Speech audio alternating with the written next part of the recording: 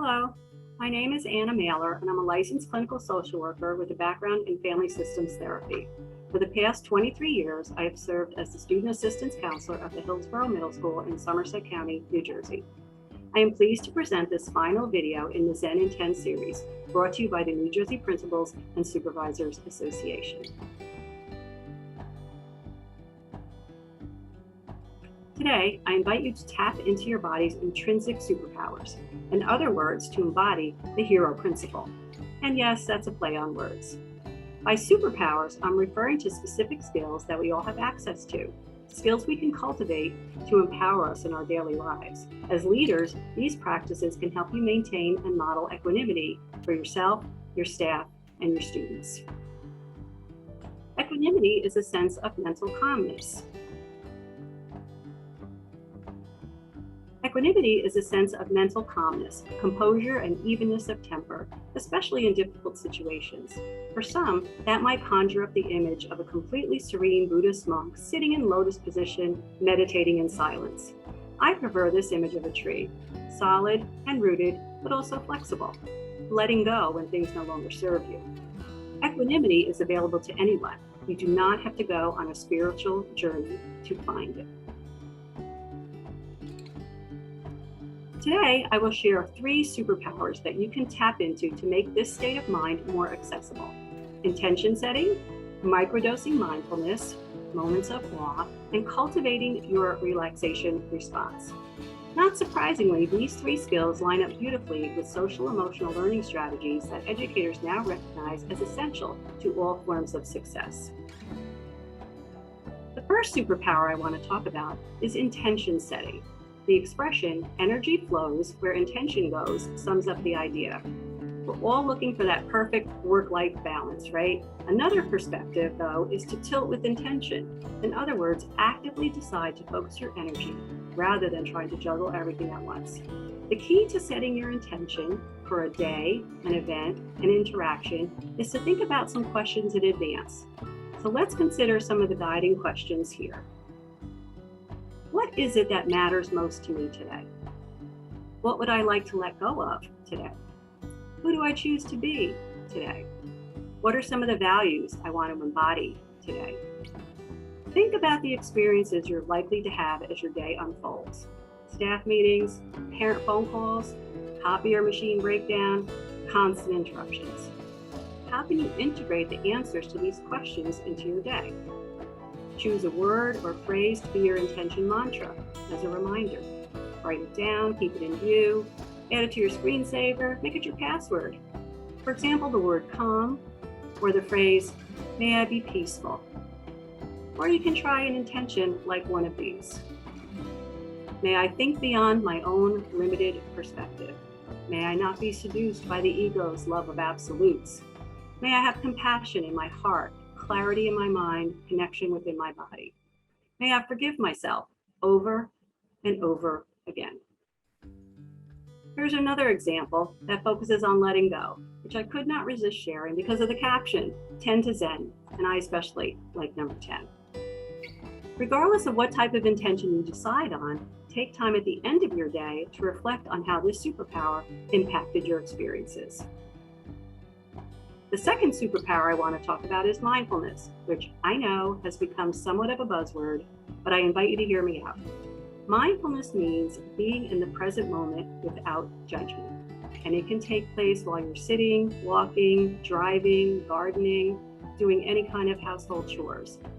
Mindfulness is effective in improving mood, even in micro doses, something I learned about called moments of awe, AWE. Back in early 2000, I participated in a research study done by North Bay Hospital and UC Berkeley on the practice of awe. In this study, the researchers sought to dispel the myth that a state of awe can only be reached after years of meditation, or that the only way to really experience awe was to witness something spectacular, like standing at the edge of the Grand Canyon or the view atop Mount Everest. As a participant in this study, I was taught to use a simple intervention designed to help experience awe for 10 to 15 seconds, 3 to 5 times a day. And after 21 days, the study found participants like myself reported that microdoses of mindfulness scattered throughout the day had significant benefits in improving mood. So I want to share that simple intervention with you now. First of all, AWE is an acronym. A, attention. Turn your full and undivided attention on something you appreciate, value, or find amazing. W, wait, slow down and pause. E, exhale and expand. So amplify whatever sensations you are experiencing, and you can experience a moment of awe anywhere, using any of your senses, often visually. For example, many of us have a photo of a vacation or someone we love sitting in our offices, okay? And that can be used as a focal point for this practice. Or observing something in the natural world, like an intricate spider web, the shape of a cloud, the smell of pine trees, the sounds of birds chirping. Even consider your hands. They are pretty amazing. Just think about all the things you can do with them and what they make possible for you. But let's use the example of a photo, perhaps one that you have sitting on your desk right now. Turn your full attention to the photo. Really focus on it and wait. And during this pause, which can be brief as 10 seconds, just keep focusing on the photo.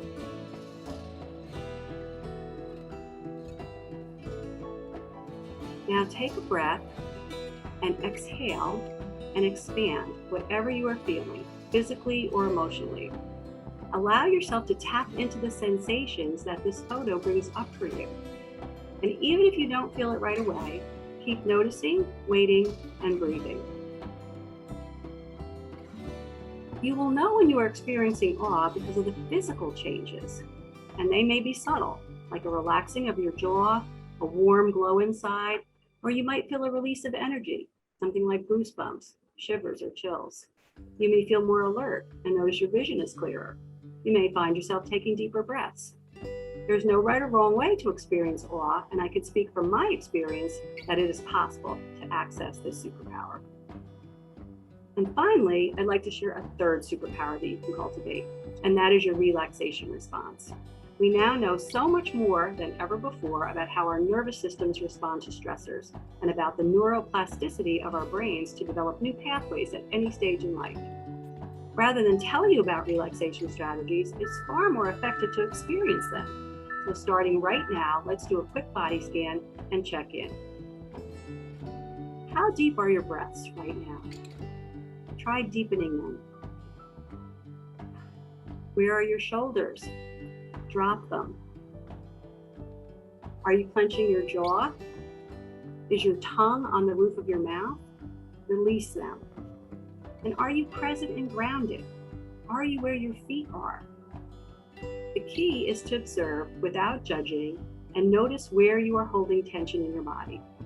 You probably already know that one of the best ways to release tension is to deepen and slow your breathing.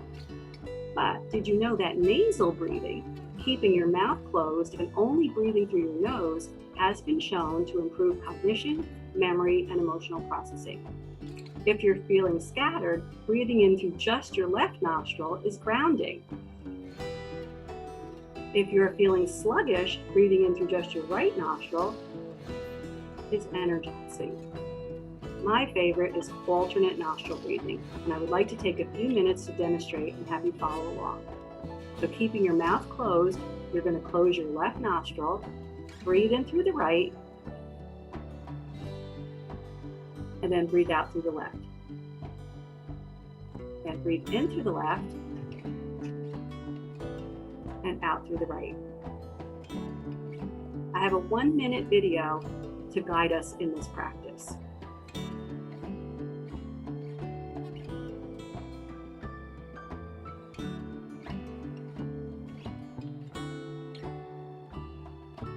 Breathe in through the right, hold, out through the left, hold, in through the left, out through the right, in through the right,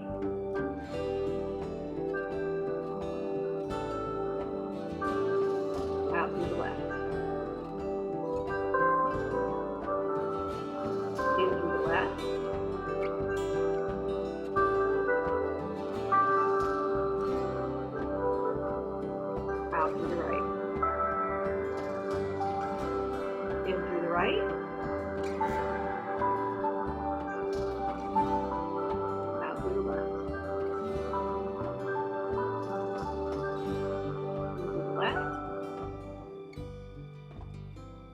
to the right.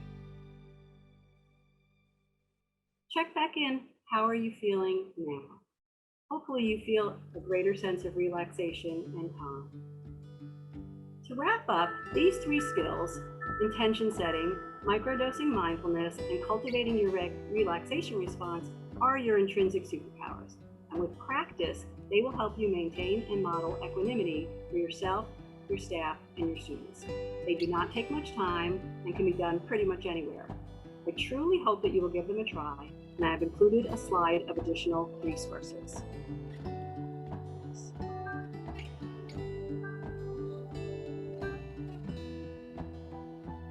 So here are some cool self-care links that you can try, and I especially like this quote.